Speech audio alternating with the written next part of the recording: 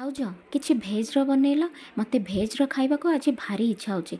तो मो ननंद एठी मते फरमाइश देले कि भाउज आज टिके भेज बना।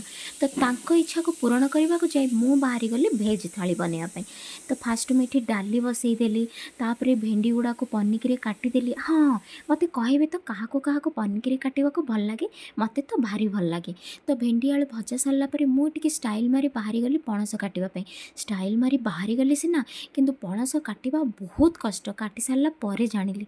तो ये पणस को भलसे धोईदेली।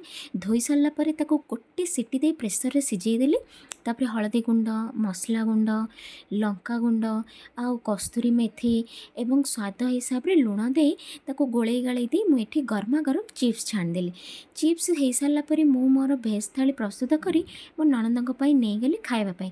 मो ननंद को तो भेज थाली भल लगे। आपण मानक जदि भल लगे भिडियोटी देखि सब्सक्राइब करंतु। जय जगन्नाथ।